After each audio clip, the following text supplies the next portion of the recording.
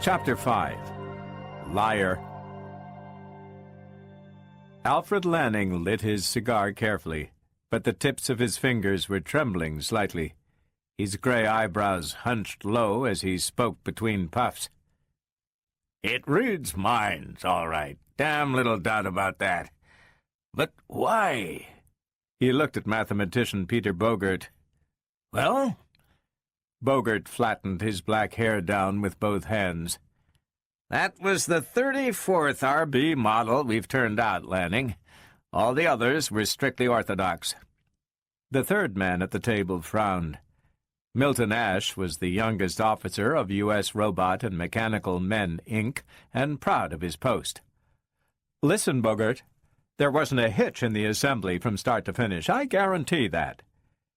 Bogert's thick lips spread in a patronizing smile. "Do you? If you can answer for the entire assembly line, I recommend your promotion. By exact count, there are 75,234 operations necessary for the manufacture of a single positronic brain, each separate operation depending for successful completion upon any number of factors, from 5 to 105. If any one of them goes seriously wrong, the brain is ruined. I quote our own information folder, Ash." Milton Ash flushed, but a fourth voice cut off his reply. "If we're going to start by trying to fix the blame on one another, I'm leaving."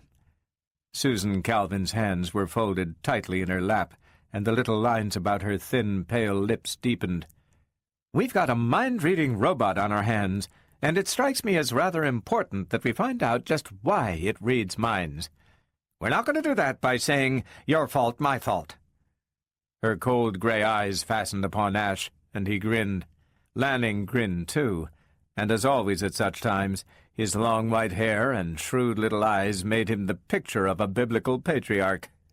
"True for you, Dr. Calvin." His voice became suddenly crisp. "Here's everything in pill concentrate form. We've produced a positronic brain of supposedly ordinary vintage that's got the remarkable property of being able to tune in on thought waves. It would mark the most important advance in robotics in decades if we knew how it happened.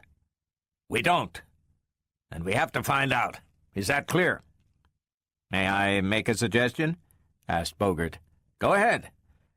"I'd say that until we do figure out the mess, and as a mathematician I expect it to be a very devil of a mess, we keep the existence of RB-34 a secret. I mean, even from the other members of the staff. As heads of the departments, we ought not to find it an insoluble problem, and the fewer know about it—" "Bogert is right," said Dr. Calvin. "Ever since the interplanetary code was modified to allow robot models to be tested in the plants before being shipped out to space, anti-robot propaganda has increased. If any word leaks out about a robot being able to read minds before we can announce complete control of the phenomenon, pretty effective capital could be made out of it." Lanning sucked at his cigar and nodded gravely. He turned to Ash. "I think you said you were alone when you first stumbled on this thought-reading business." "I'll say I was alone. I got the scare of my life. RB-34 had just been taken off the assembly table, and they sent him down to me. Obermann was off somewhere, so I took him down to the testing rooms myself. At least I started to take him down." Ash paused, and a tiny smile tugged at his lips. "Say, did any of you ever carry on a thought conversation without knowing it?" No one bothered to answer, and he continued, "You don't realize it at first, you know. He just spoke to me, as logically and sensibly as you can imagine, and it was only when I was most of the way down to the testing rooms that I realized that I hadn't said anything. Sure, I thought lots, but that isn't the same thing, is it? I locked that thing up and ran for Lanning. Having it walking beside me, calmly peering into my thoughts and picking and choosing among them, gave me the willies." "I imagine it would," said Susan Calvin thoughtfully. Her eyes fixed themselves upon Ash in an oddly intent manner. We are so accustomed to considering our own thoughts private. Lanning broke in impatiently. Then only the four of us know. All right. We've got to go about this systematically.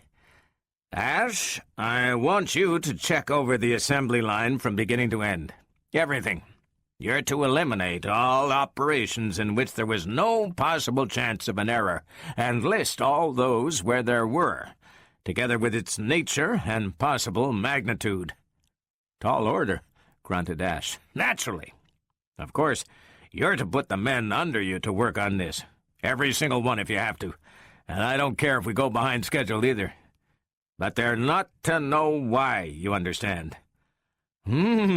Yes. The young technician grinned wryly. It's still a lulu of a job. Lanning swiveled about in his chair and faced Calvin. You'll have to tackle the job from the other direction. You're the robo-psychologist of the plant, so you're to study the robot itself and work backward. Try to find out how he ticks. See what else is tied up with his telepathic powers, how far they extend, how they warp his outlook, and just exactly what harm it has done to his ordinary RB properties. You got that? Lanning didn't wait for Dr. Calvin to answer. I'll coordinate the work and interpret the findings mathematically. He puffed violently at his cigar and mumbled the rest through the smoke. Bogart will help me there, of course. Bogart polished the nails of one pudgy hand with the other and said blandly, I dare say. I know a little in the line. Well, I'll get started. Ash shoved his chair back and rose. His pleasantly youthful face crinkled in a grin. I've got the darndest job of any of us, so I'm getting out of here and to work. He left with a slurred, "The seeing ye." Susan Calvin answered with a barely perceptible nod, but her eyes followed him out of sight, and she did not answer when Lanning grunted and said, You want to go up and see RB-34 now, Dr. Calvin? RB-34's photoelectric eyes lifted from the book at the muffled sound of hinges turning, and he was up on his feet when Susan Calvin entered. She paused to readjust the huge no-entrance sign upon the door, and then approached the robot. I've brought you the texts upon hyperatomic motors, Herbie. A few anyway. Would you care to look at them? RB-34, otherwise known as Herbie, lifted the three heavy books from her arms and opened to the title page of one. Theory of hyperatomics, he mumbled inarticulately to himself as he flipped the pages, and then spoke with an abstracted air. Sit down, Dr. Calvin. This will take me a few minutes. The psychologist seated herself and watched Herbie narrowly as he took a chair at the other side of the table and went through the three books systematically. At the end of half an hour, he put them down. Of course, I know why you brought these. The corner of Dr. Calvin's lip twitched. I was afraid you would. It's difficult to work with you, Herbie. You're always a step ahead of me. It's the same with these books, you know, as with the others. They just don't interest me. There's nothing to your textbooks. Your science is just a mass of collected data plastered together by makeshift theory, and all so incredibly simple that it's scarcely worth bothering about. It's your fiction that interests me. Your studies of the interplay of human motives and emotions. His mighty hand gestured vaguely as he sought the proper words. Dr. Calvin whispered, I think I understand. I see into minds, you see, the robot continued, and you have no idea how complicated they are. I can't begin to understand everything because my own mind has so little in common with them. But I try, and your novels help. Yes, but I'm afraid that after going through some of the harrowing emotional experiences of our present-day sentimental novel, there was a tinge of bitterness in her voice, you find real minds like ours dull and colorless. But I don't. The sudden energy in the response brought the other to her feet. She felt herself reddening and thought wildly, "He must know." Herbie subsided suddenly and muttered in a low voice from which the metallic timbre departed almost entirely.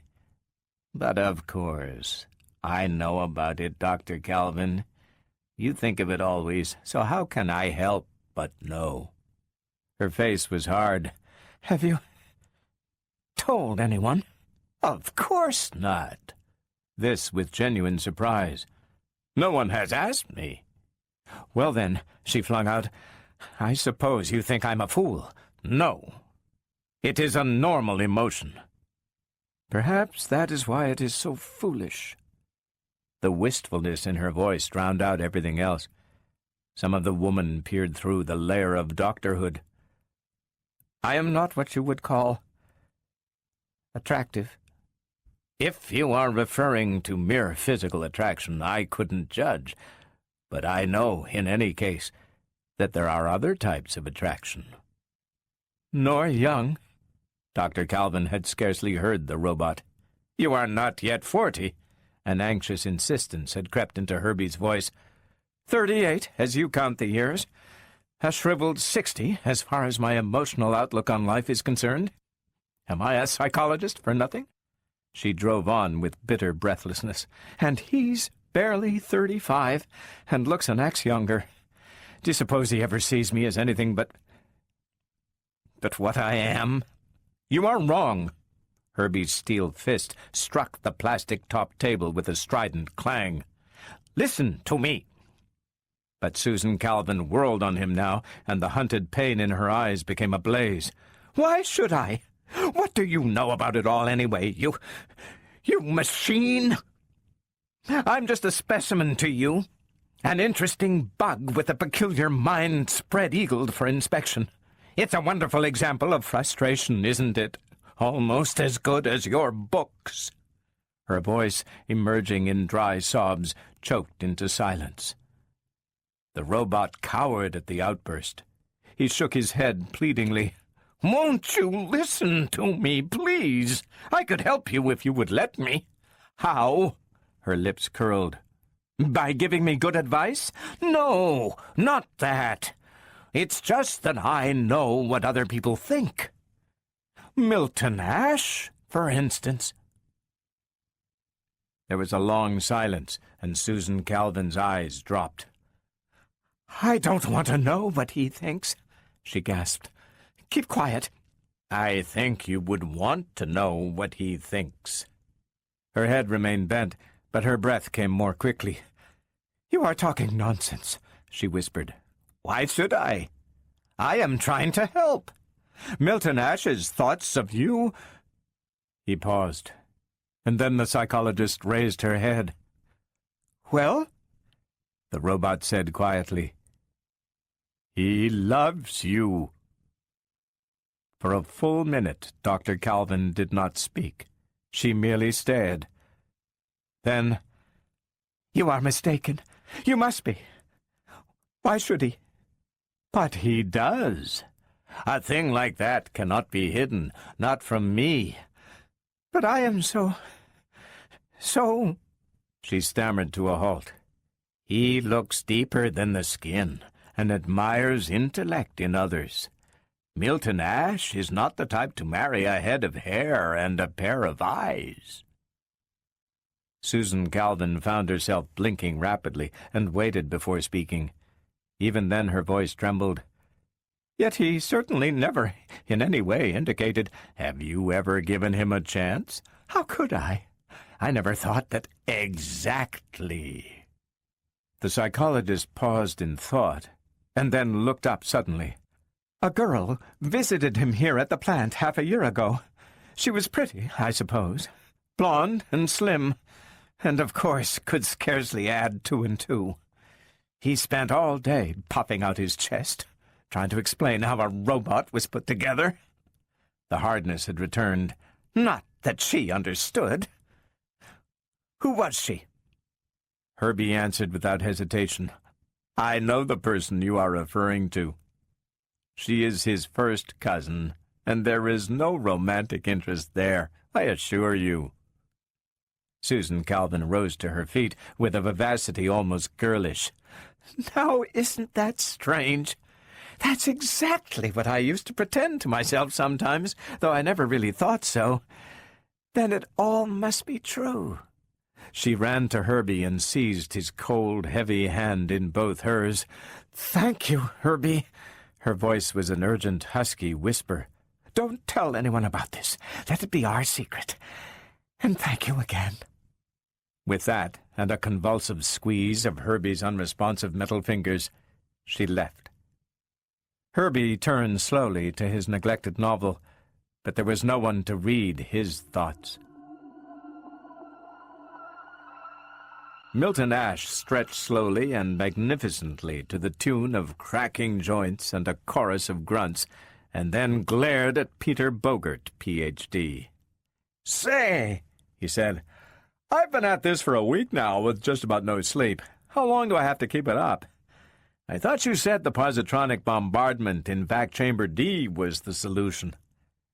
Bogert yawned delicately and regarded his white hands with interest. "It is. I'm on the track. I know what that means when the mathematician says it. How near the end are you?" "It all depends." "On what?" Ash dropped into a chair and stretched his long legs out before him. "On Lanning. The old fellow disagrees with me." He sighed. "A bit behind the times, that's the trouble with him. He clings to matrix mechanics as the all-in-all, and this problem calls for more powerful mathematical tools. He's so stubborn." Ash muttered sleepily. "Why not ask Herbie and settle the whole affair?" "Ask the robot?" Bogart's eyebrows climbed. "Why not? Didn't the old girl tell you?" "You mean Calvin?" "Yeah, Susie herself. That robot's a mechanical whiz. He knows all about everything, plus a bit on the side. He does triple integrals in his head and eats up tensor analysis for dessert." The mathematician stared skeptically. "Are you serious?" "So help me. The catch is that the dope doesn't like math. He would rather read slushy novels. Honest. You should see the tripe Susie keeps feeding him. Purple Passion and Love in Space. Dr. Calvin hasn't said a word of this to us. Well, she hasn't finished studying him. You know how she is. She likes to have everything just so before letting out the big secret." "She's told you?" "We sort of got to talking. I have been seeing a lot of her lately." He opened his eyes wide and frowned. "Say, Bogey, have you been noticing anything queer about the lady lately?" Bogert relaxed into an undignified grin. "She's using lipstick, if that's what you mean." "Hell, I know that. Rouge, powder, and eyeshadow, too. She's a sight. But it's not just that. I can't put my finger on it. It's the way she talks, as if she were happy about something." He thought a little and then shrugged. The other allowed himself a leer, which, for a scientist past 50, was not a bad job. "Maybe she's in love." Ash allowed his eyes to close again. "You're nuts, Bogey. You go speak to Herbie." "I want to stay here and go to sleep." "Right. Not that I particularly like having a robot tell me my job, nor that I think he can do it." A soft snore was his only answer. Herbie listened carefully as Peter Bogert, hands in pockets, spoke with elaborate indifference. "So, there you are. I've been told you understand these things, and I am asking you more in curiosity than anything else. My line of reasoning, as I have outlined it, involves a few doubtful steps, I admit, which Dr. Lanning refuses to accept, and the picture is still rather incomplete." The robot didn't answer, and Bogert said, "Well?" "I see no mistake." Herbie studied the scribbled figures. "I don't suppose you can go any further than that?"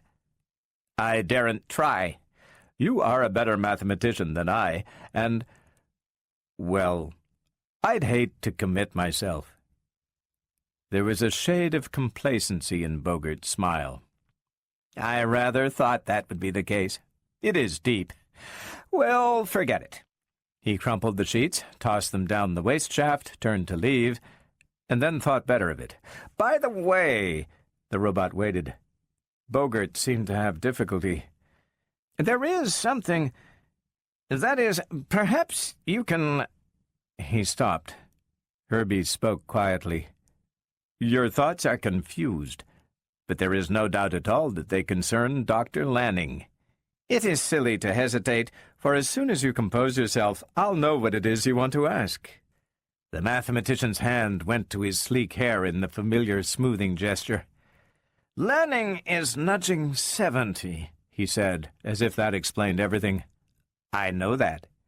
And he's been director of the plant for almost 30 years. Herbie nodded. "Well now," Bogart's voice became ingratiating, "you would know whether he's thinking of resigning. Health, perhaps? Or some other—" "Quite," said Herbie, and that was all. "Well, do you know?" "Certainly." "Then, could you tell me?" "Since you ask, yes." The robot was quite matter-of-fact about it. "He has already resigned." "What?" The exclamation was an explosive, almost inarticulate sound. The scientist's large head hunched forward. "Say that again."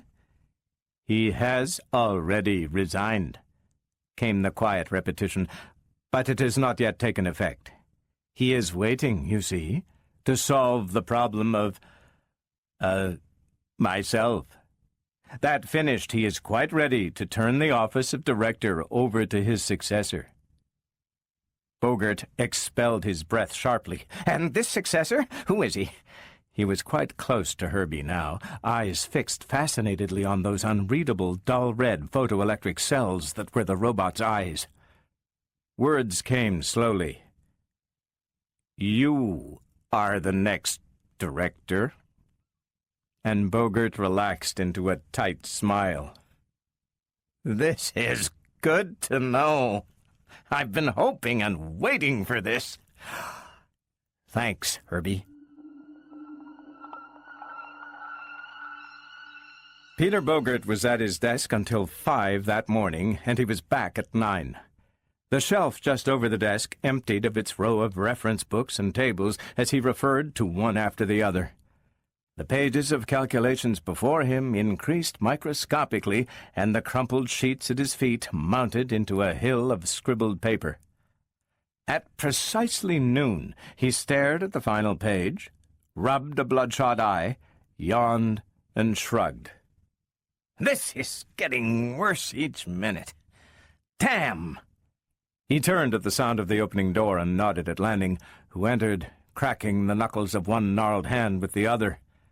The director took in the disorder of the room, and his eyebrows furrowed together. "New lead?" he asked. "No," came the defiant answer. "What's wrong with the old one?" Lanning did not trouble to answer, nor to do more than bestow a single cursory glance at the top sheet upon Bogart's desk. He spoke through the flare of a match as he lit a cigar. "Has Calvin told you about the robot? It's a mathematical genius. Really remarkable." The other snorted loudly. "So I've heard. But Calvin had better stick to robopsychology. I've checked Herbie on math, and he can scarcely struggle through calculus." "Calvin didn't find it so." "She's crazy, and I don't find it so." The director's eyes narrowed dangerously. "You!" Bogart's voice hardened. "What are you talking about?" "I've been putting Herbie through his paces all morning, and he can do tricks you never heard of." "Is that so?" "You sound skeptical." Lanning flipped a sheet of paper out of his vest pocket and unfolded it. "That's not my handwriting, is it?" Bogart studied the large, angular notation covering the sheet. "Herbie did this?" "Right." And if you'll notice, he's been working on your time integration of equation 22. It comes," Lanning tapped a yellow fingernail upon the last step, "to the identical conclusion I did, and in a quarter the time. You had no right to neglect the linger effect in positronic bombardment." "I didn't neglect it. For heaven's sake, Lanning, get it through your head that it would cancel out—" "Oh, sure, you explained that. You used the Mitchell translation equation, didn't you? Well, it doesn't apply. Why not? Because you've been using hyper-imaginaries, for one thing." "What's that to do with—" "Mitchell's equation won't hold when—" "Are you crazy? If you'll reread Mitchell's original paper in the Transaction of the Far—" "I don't have to. I told you in the beginning that I didn't like his reasoning, and Herbie backs me in that." "Well then," Bogert shouted, "let that clockwork contraption solve the entire problem for you. Why bother with non-essentials? That's exactly the point. Herbie can't solve the problem. And if he can't, we can't. Alone. I'm submitting the entire question to the National Board. It's gotten beyond us." Bogart's chair went over backward as he jumped up, a snarl, face crimson. "You're doing nothing of the sort." Lanning flushed in his turn. "Are you telling me what I can't do?" "Exactly," was the gritted response. "I've got the problem beaten, and you're not going to take it out of my hands, understand? Don't think I don't see through you, you desiccated fossil. You'd cut your own nose off before you'd let me get the credit for solving robotic telepathy.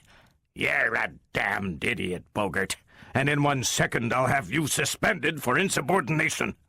Lanning's lower lip trembled with passion. "Which is one thing you won't do, Lanning. You haven't any secrets with a mind-reading robot around, so don't forget that I know all about your resignation." The ash on Lanning's cigar trembled and fell, and the cigar itself followed. "What? What?" Bogart chuckled nastily. "And I'm the new director, be it understood. I'm very aware of that. Don't think I'm not. Damn your eyes, Lanning. I'm going to give the orders about here, or there will be the sweetest mess that you've ever been in." Lanning found his voice and let it out with a roar. "You're suspended, do you hear? You're relieved of all duties. You're broken. Do you understand?" The smile on the other's face broadened. "Now, what's the use of that? You're getting nowhere. I'm holding the trumps. I know you've resigned. Herbie told me, and he got it straight from you." Lanning forced himself to speak quietly. He looked an old man, with tired eyes peering from a face in which the red had disappeared, leaving the pasty yellow of age behind. "I want to speak to Herbie. He can't have told you anything of the sort. You're playing a deep game, Bogart, but I'm calling your bluff. Come with me." Bogart shrugged. "To see Herbie? Good. Damned good." It was also precisely at noon that Milton Ash looked up from his clumsy sketch and said, "You get the idea. I'm not good at getting this down, but that's about how it looks. It's a honey of a house, and I can get it for next to nothing." Susan Calvin gazed across at him with melting eyes. "It's really beautiful," she sighed. "I've often thought that I'd like to—" Her voice trailed away. "Of course," Ash continued briskly, putting away his pencil, "I've got to wait for my vacation. It's only 2 weeks off, but this Herbie business has everything up in the air." His eyes dropped to his fingernails. "Besides, there's another point. But it's a secret." "Then don't tell me." "Oh, I'd just as soon. I'm just busting to tell someone, and you're just about the best, confidant I could find here." He grinned sheepishly. Susan Calvin's heart bounded, but she did not trust herself to speak. "Frankly," Ash scraped his chair closer and lowered his voice into a confidential whisper, "the house isn't to be only for myself. I'm getting married." And then he jumped out of his seat. "What's the matter?" "Nothing." The horrible spinning sensation had vanished, but it was hard to get the words out. "Married? You mean? Why, sure. About time, isn't it? You remember that girl who was here last summer? That's she. But you are sick. You... Headache. Susan Calvin motioned him away weakly. I've been subject to them lately. I want to congratulate you, of course. I'm very glad. The inexpertly applied rouge made a pair of nasty red splotches upon her chalk-white face. Things had begun spinning again. Pardon me, please. The words were a mumble as she stumbled blindly out the door. It had happened with the sudden catastrophe of a dream, and with all the unreal horror of a dream. But how could it be? Herbie had said, and Herbie knew. He could see into minds. She found herself leaning breathlessly against the door jamb, staring into Herbie's metal face. She must have climbed the 2 flights of stairs, but she had no memory of it.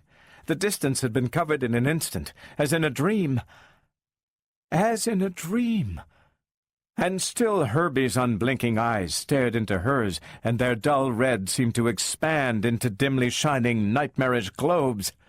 He was speaking, and she felt the cold glass pressing against her lips. She swallowed and shuddered into a certain awareness of her surroundings.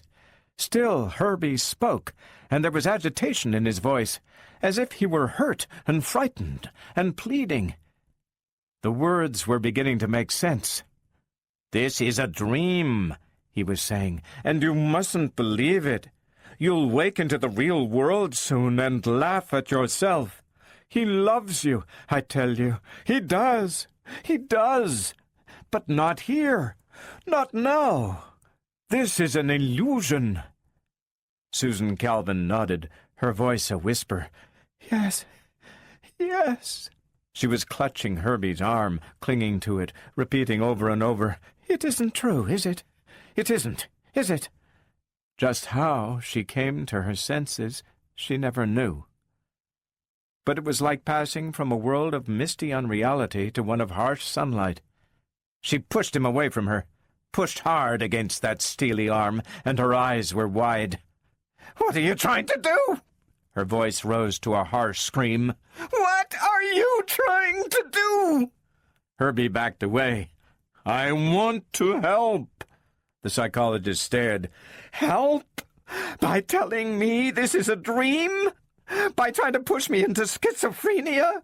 A hysterical tenseness seized her. "This is no dream! I wish it were." She drew her breath sharply. "Wait! Why, I understand. Merciful heavens, it's so obvious." There was horror in the robot's voice. "I had to. And I believed you. I never thought—" Loud voices outside the door brought her to a halt. She turned away, fists clenching spasmodically, and when Bogart and Lanning entered, she was at the far window. Neither of the men paid her the slightest attention. They approached Herbie simultaneously, Lanning angry and impatient, Bogart coolly sardonic. The director spoke first. "Here now, Herbie, listen to me." The robot brought his eyes sharply down upon the aged director. "Yes, Dr. Lanning." "Have you discussed me with Dr. Bogart?" "No, sir." The answer came slowly, and the smile on Bogart's face flashed off. "What's that?" Bogart shoved in ahead of his superior and straddled the ground before the robot. "Repeat what you told me yesterday." "I said that—" Herbie fell silent. Deep within him, his metallic diaphragm vibrated in soft discords. "Didn't you say he had resigned?" roared Bogart. "Answer me!" Bogart raised his arm frantically, but Lanning pushed him aside. "Are you trying to bully him into lying?" "You heard him, Lanning. He began to say yes and stopped. Get out of my way! I want the truth out of him, understand?" "I'll ask him." Lanning turned to the robot. "All right, Herbie, take it easy. Have I resigned?" Herbie stared, and Lanning repeated anxiously, "Have I resigned?" There was the faintest trace of a negative shake of the robot's head. A long wait produced nothing further. The two men looked at each other, and the hostility in their eyes was all but tangible. "What the devil?" blurted Bogart. "Has the robot gone mute? Can't you speak, you monstrosity?" "I can speak," came the ready answer. "Then answer the question. Didn't you tell me Lanning had resigned? Hasn't he resigned?" And again there was nothing but dull silence, until from the end of the room Susan Calvin's laugh rang out suddenly, high-pitched and semi-hysterical. The two mathematicians jumped, and Bogart's eyes narrowed. "You here? What's so funny?" "Nothing's funny." Her voice was not quite natural. "It's just that I'm not the only one that's been caught. There's irony in three of the greatest experts in robotics in the world falling into the same elementary trap, isn't there?" Her voice faded, and she put a pale hand to her forehead. "But it isn't funny." This time the look that passed between the two men was one of raised eyebrows. "What trap are you talking about?" asked Lanning stiffly. "Is something wrong with Herbie?" "No." She approached them slowly. "Nothing is wrong with him. Only with us." She whirled suddenly and shrieked at the robot. "Get away from me! Go to the other end of the room and don't let me look at you!" Herbie cringed before the fury of her eyes and stumbled away in a clattering trot. Lanning's voice was hostile. "What is all this, Dr. Calvin?" She faced them and spoke sarcastically. "Surely you know the fundamental first law of robotics." The other two nodded together. "Certainly," said Bogart irritably. "A robot may not injure a human being or through inaction allow him to come to harm." "How nicely put," sneered Calvin. "But what kind of harm?" "Why, any kind." "Exactly. Any kind. But what about hurt feelings? What about deflation of one's ego? What about the blasting of one's hopes? Is that injury?" Lanning frowned. "What would a robot know about—" And then he caught himself with a gasp. "You've caught on, haven't you? This robot reads minds. Do you suppose it doesn't know everything about mental injury? Do you suppose that if asked a question it wouldn't give exactly that answer that one wants to hear? Wouldn't any other answer hurt us? And wouldn't Herbie know that?" "Good heavens," muttered Bogart. The psychologist cast a sardonic glance at him. "I take it you asked him whether Lanning had resigned. You wanted to hear that he had resigned, and so that's what Herbie told you." "And I suppose that is why," said Lanning tonelessly, "it would not answer a little while ago. It couldn't answer either way without hurting one of us." There was a short pause in which the men looked thoughtfully across the room at the robot, crouching in the chair by the bookcase, head resting in one hand. Susan Calvin stared steadfastly at the floor. "He knew all of this. That devil knows everything, including what went wrong in his assembly." Her eyes were dark and brooding. Lanning looked up. "You're wrong there, Dr. Calvin. He doesn't know what went wrong. I asked him." "What does that mean?" cried Calvin. "Only that you didn't want him to give you the solution. It would puncture your ego to have a machine do what you couldn't." "Did you ask him?" she shot at Bogart. "In a way." Bogart coughed and reddened.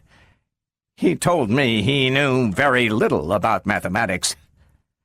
Lanning laughed, not very loudly, and the psychologist smiled caustically. She said, "I'll ask him. A solution by him won't hurt my ego." She raised her voice into a cold imperative. "Come here." Herbie rose and approached with hesitant steps. "You know, I suppose," she continued, "just exactly at what point in the assembly an extraneous factor was introduced or an essential one left out." "Yes," said Herbie, in tones barely heard. "Hold on," broke in Bogart angrily. That's not necessarily true. You want to hear that, that's all. Don't be a fool, replied Calvin. He certainly knows as much math as you and Lanning together, since he can read minds. Give him his chance. The mathematician subsided, and Calvin continued. All right then, Herbie. Give. We're waiting. And in an aside, get pencils and paper, gentlemen. But Herbie remained silent, and there was triumph in the psychologist's voice. Why don't you answer, Herbie? The robot blurted out suddenly. I cannot. You know I cannot. Dr. Bogart and Dr. Lanning don't want me to. They want the solution, but not from me. Lanning broke in, speaking slowly and distinctly.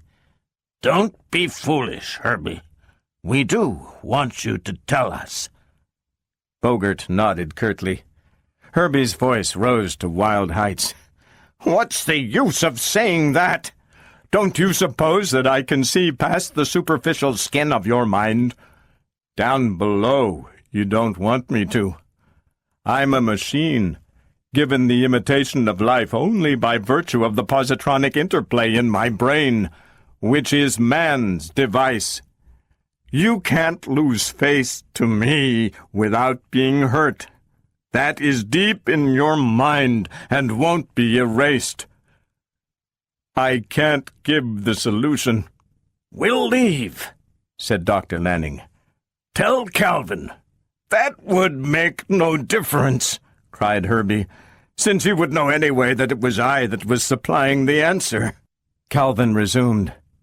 But you understand, Herbie, that despite that, Doctors Lanning and Bogart want that solution. By their own efforts, insisted Herbie.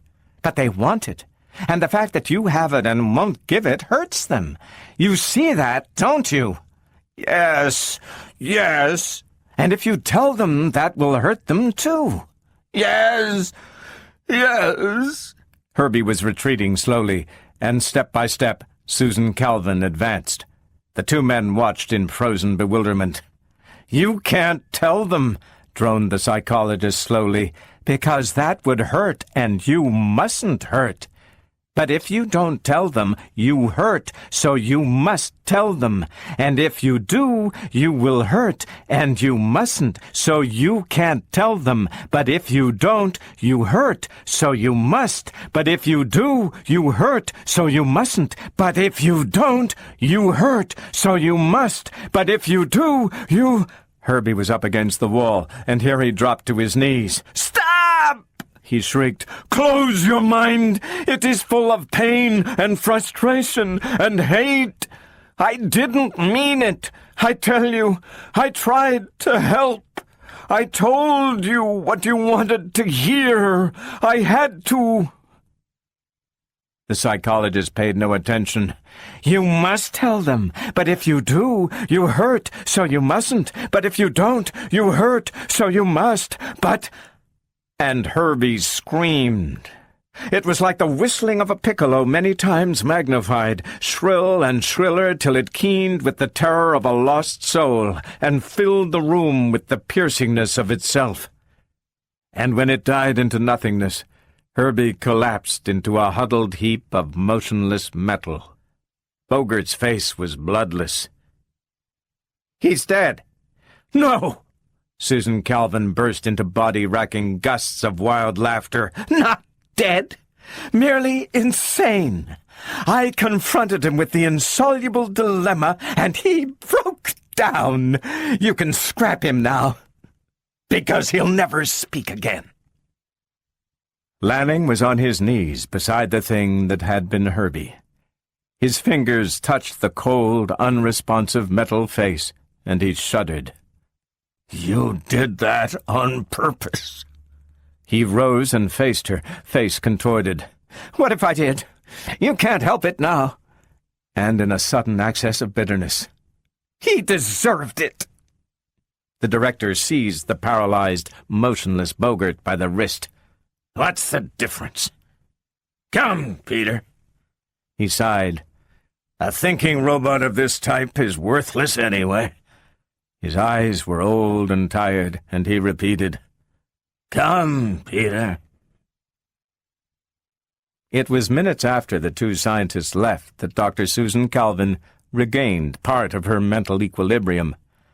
Slowly her eyes turned to the living, dead Herbie, and the tightness returned to her face.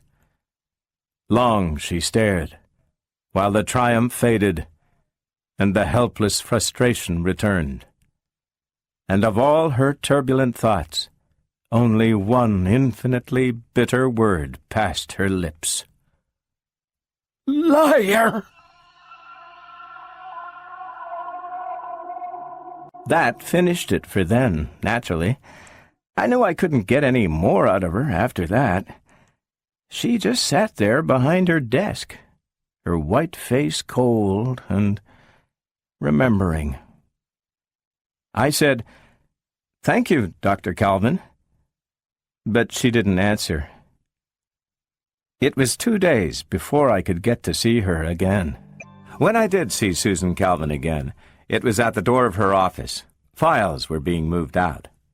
She said, "How are your articles coming along, young man?" "Fine," I said. I had put them into shape according to my own lights, dramatized the bare bones of her recital, added the conversation, and little touches. "Would you look over them and see if I haven't been libelous or too unreasonably inaccurate anywhere?" "I suppose so. Shall we retire to the executive's lounge? We can have coffee."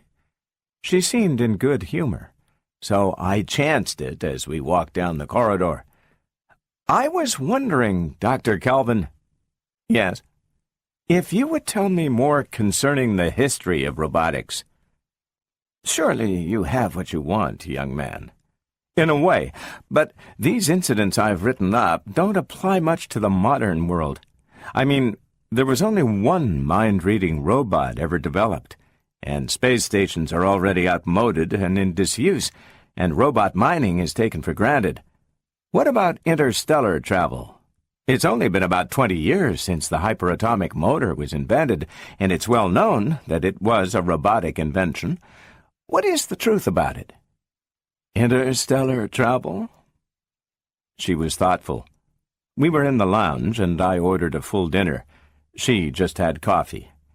"It wasn't a simple robotic invention, you know. Not just like that. But of course, until we developed the brain, we didn't get very far.